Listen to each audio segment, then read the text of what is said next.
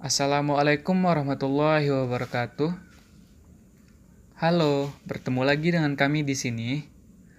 Baiklah, pada video kali ini kami dari kelompok Stewards akan membahas tentang fisiologi ginjal bagian 1.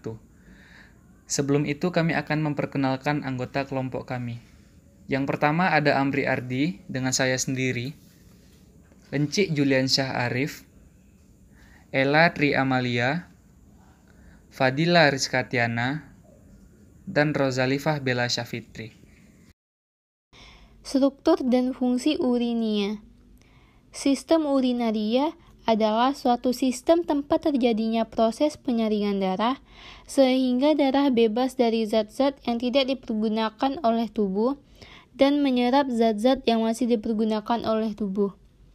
Sistem urinaria terdiri atas 2 ginjal untuk menyekresi urin, 2 ureter mengalir urin dari ginjal ke kandung kemih, tempat urin dikumpulkan dan disimpan sementara, dan uretra mengalir urin dari kandung kemih keluar tubuh.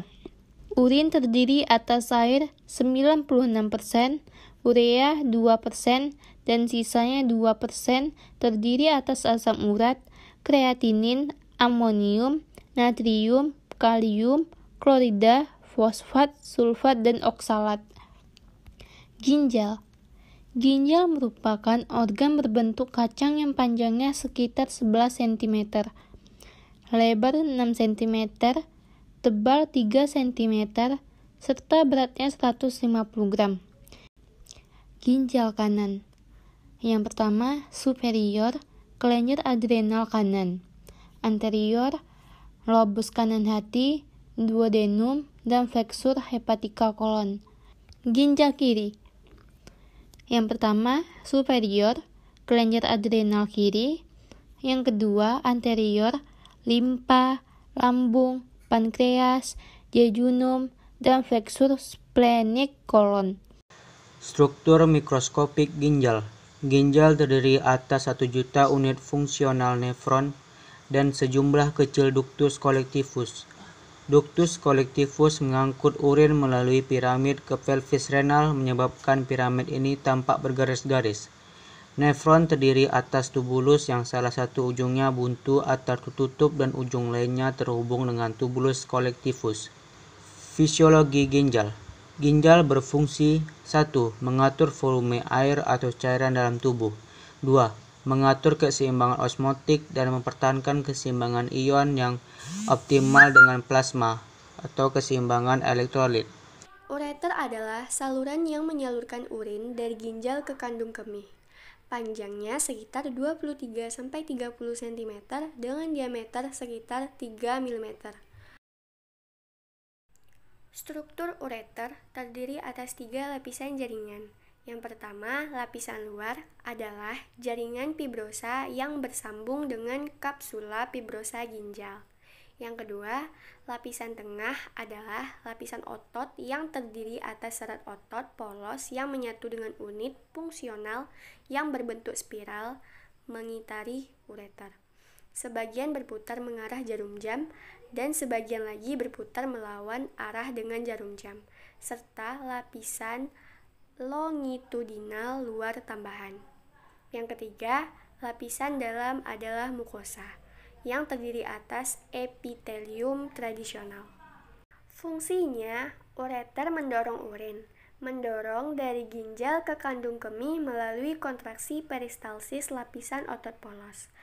Peristalsis berasal dari suatu pemacu yang ada di kaliks minor. Gelombang peristalsis terjadi beberapa kali per menit, di mana frekuensinya meningkat seiring volume urin yang diproduksi. Kandung kemih. Kandung kemih merupakan penampung atau reservoir urin. Kandung kemih berada di rongga pelvis, di mana ukuran serta posisinya bervariasi, bergantung pada volume urin di dalamnya. Saat mengalami distensi, kandung kemih naik ke rongga abdomen. Struktur. Dinding kantung kemih terdiri dari 3 lapisan. Yang pertama, lapisan luar jaringan ikat longgar, berisi pembuluh limfe dan saraf, menutup permukaan atas peritoneum.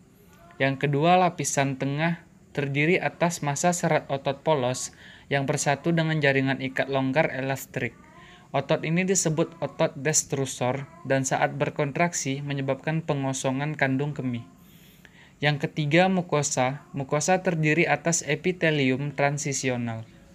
Saat kandung kemih kosong, lapisan bagian dalam tersusun dalam lipatan atau ruge. Uretra adalah saluran yang memanjang dari leher kandung kemih hingga eksterior.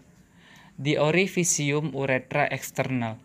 Uretra pada pria lebih panjang daripada wanita. Uretra pria berhubungan dengan perkemihan dan reproduksi. Dinding uretra terdiri atas 3 lapisan jaringan. Yang pertama, lapisan otot. Lapisan otot merupakan ambungan dari otot yang ada di kandung kemih. Yang kedua, submukosa. Submukosa merupakan lapisan berongga yang berisi pembuluh darah dan saraf. Yang ketiga, mukosa. Mukosa merupakan sambungan dari mukosa yang ada di kandung kemih di bagian atas uretra. Di bagian bawah terdiri atas epitelium squamosa berlapis yang berlanjut di bagian eksternal di bagian kulit vulva. Mekanisme ginjal dalam pengaturan volume darah dan cairan ekstraseluler, kalium, kalsium, fosfat, dan magnesium. Volume cairan ekstraseluler terutama ditentukan oleh keseimbangan antara asupan dan keluaran air dan garam. Faktor-faktor yang mengatur jumlah natrium klorida dalam cairan ekstraseluler penting untuk diperhatikan karena perubahan kandungan natrium klorida dalam cairan ekstraseluler biasanya menyebabkan perubahan yang searah pada volume cairan ekstraseluler. Mekanisme ini terbagi menjadi 3. Yang pertama, mekanisme pengaturan untuk mengatur ekskresi natrium dan air. Ekskresi natrium diatur oleh penghambatan filtrasi glomerulus atau kecepatan reabsorpsi natrium. 2 variabel yang mempengaruhi ekskresi natrium dan air adalah kecepatan filtrasi dan kecepatan reabsorpsi. Laju filtrasi glomerulus atau GFR normalnya adalah sekitar 180 liter per hari dan ekskresi urin adalah 1,5 liter per hari. Yang kedua, makna natriuresis tekanan dan diuresis tekanan dalam mempertahankan natrium tubuh dan keseimbangan cairan. Mekanisme yang paling kuat untuk mengontrol volume darah dan volume cairan ekstraseluler untuk mempertahankan keseimbangan natrium dan air adalah pengaruh tekanan darah terhadap natrium dan ekskresi air, yang biasanya disebut mekanisme natriuresis tekanan dan mekanisme diuresis tekanan. Selanjutnya, faktor-faktor saraf dan hormonal yang meningkatkan aktivitas kontrol umpan balik cairan tubuh ginjal. Faktor-faktor saraf dan hormonal dapat mempengaruhi GFR, sehingga mempengaruhi terhadap ekskresi garam dan air oleh ginjal. Mekanisme-mekanisme saraf dan hormonal ini bertindak bersama-sama dengan mekanisme natriuresis tekanan dan diuresis tekanan, membuat mekanisme tersebut lebih efektif lagi dalam meminimalkan perubahan volume darah. Nah, kesimpulannya adalah manusia memiliki sepasang ginjal, yaitu ginjal kanan dan ginjal kiri. Posisi ginjal kanan sedikit lebih rendah dari posisi ginjal kiri.